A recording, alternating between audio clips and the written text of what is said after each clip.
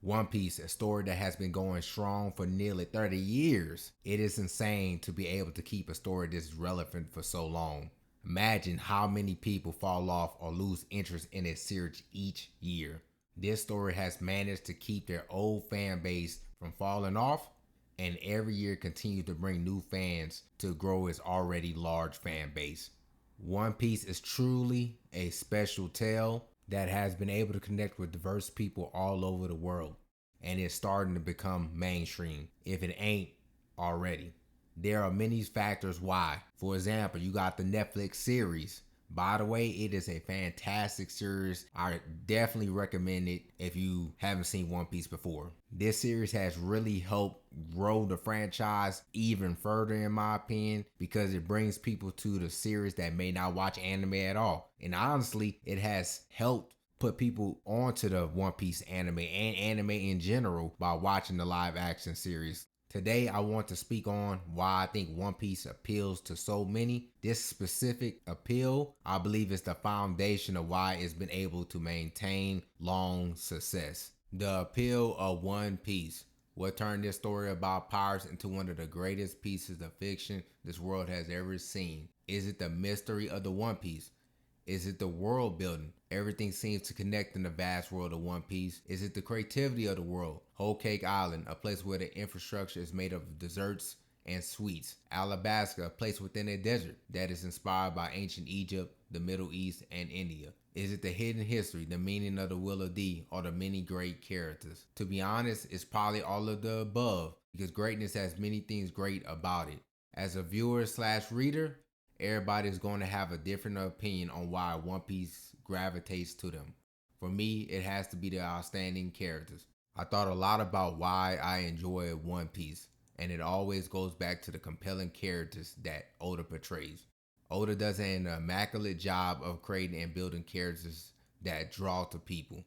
Big roles or a small role in the story, it does not matter. There's depth to the many characters. It starts with the main character Luffy, who wants to be the pirate king. On the surface level, it sounds just like any main protagonist's goal. But this goal means much more because of Luffy's reasoning as to why he wants to become the pirate king. To Luffy, becoming the pirate king means being the most free person. Not going to spoil much of this, let's just say the concept of being free slash freedom is a huge deal in the world of One Piece. Luffy's depth deepens as the story goes further and further along.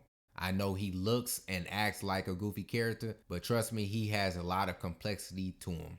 In order to become the Pirate King, you also have to have a great crew. Oda brings such a great blend of characters to make up the crew for Luffy as the story progresses. These characters are known as the Straw Hat Crew, consisting of Zoro, Nami, Usopp, Sanji, Chopper, Robin, Frankie, Brook, and Jinbei. They cover for Luffy's weaknesses and allow Luffy to be Luffy. If you don't have context of the Straw Hat Crew, you may think they are just side characters or characters beholden to Luffy's dream. That thought process would be so far from the truth. Each one of these characters brings their own depth to the story and has their own story within the main story. Each Straw Hat has their own dreams and ambitions along this journey, and they never ever feel like just side characters. In my personal opinion, they are more main characters than side characters in this story, in my opinion. Like, I feel like the whole crew itself are main characters. This is why the moments where a member of the Straw Hats is willing to sacrifice their own dream for Luffy's dream has so much emotional impact on us as viewers slash readers, because each member is fleshed out and it does not feel forced. It is something they are doing on their own accord.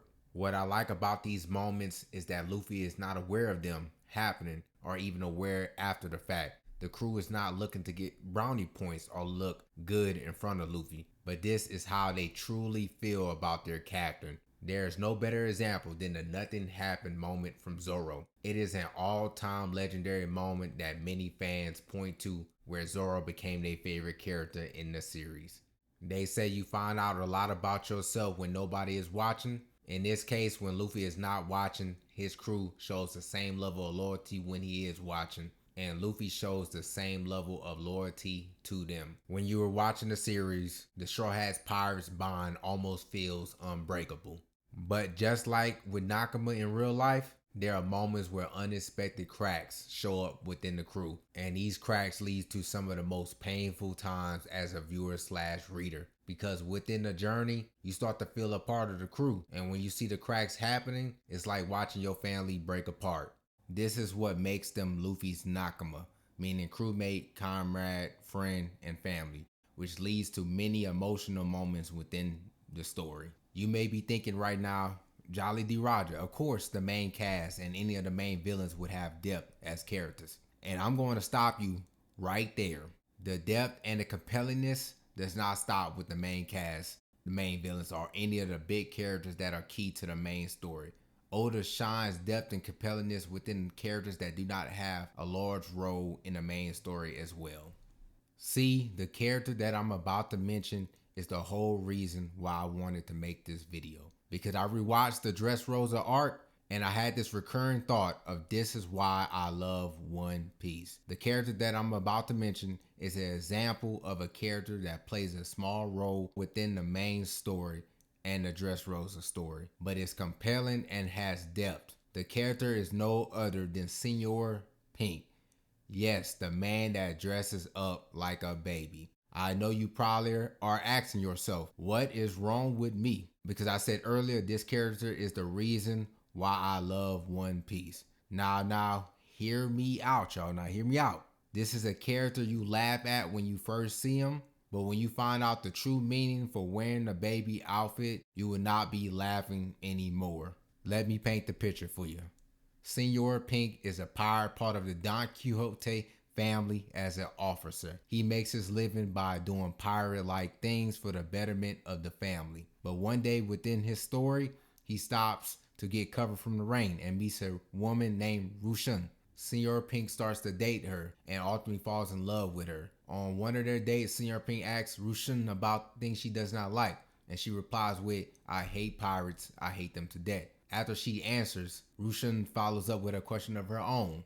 She asks Senor Pink what he does for a living. What does Senor Pink do? He ends up lying to her, saying he works at the bank. So basically, Senor Pink lies to her so he doesn't lose her, right? Which a lot of people do in real life. Senor Pink was able to get away with the lie for quite a while. For so long, in fact, you fast forward in time, things are going great between the two. They eventually get married and had their first child named Gimlet. Throughout this whole time together, Senor Pink is still doing his pirate activities as a member of the Don Quixote family without Rushun knowing anything. And they live happily ever after. So I would like to say, but things took a turn for the worse, just like many things do when you start off with a lie. One fateful day, their son Gimlet gets sick, and Rushun tries to let Senor Pink know what is going on with Gimlet. But Senor is nowhere to be found in their house. He was just there a couple of minutes ago, but left without notice. If you put your context clues together, you probably can figure out that Senor Pink went to do pirate activities, right? Fast forward a bit, and it's been a week.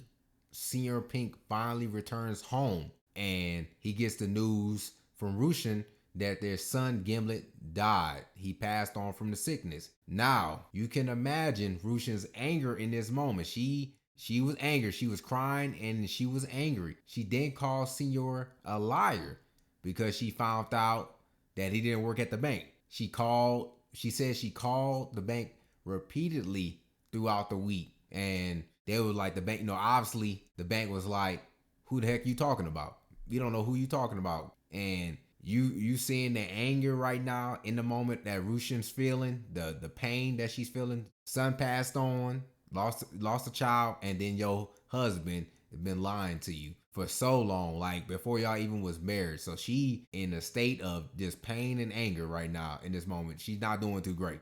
Then she runs off, right? She runs off. She basically tells Senor Pink, I don't want nothing to do with you, basically, right? I'm kind of paraphrasing here. And she runs off. And then it gets worse for Senor Pink right here, man. This is sad right here, y'all. The hospital calls Senor not too long after she runs off. His wife got into an accident and she was left in a vegetative state. In a short period of time, Senor Pink lost his child and lost his wife to an accident. And the last moments with his wife was an argument. As time passes on, he visits his wife every day in the hospital and talks to her although she cannot express any feelings back to him. Day after day, Senor Pink visits his wife, but it doesn't fill the hole in his heart. He yearns to hear his wife's voice and see her smile one more time. In his desperate state, he looks up and finds the same bonnet his son Gimlet used to wear, and he gets the idea to wear it and to try to use it to get a response back from his wife. He shows up at the hospital, baby bonnet on head, and you see the desperation, the excitement to see if he can get his wife to smile.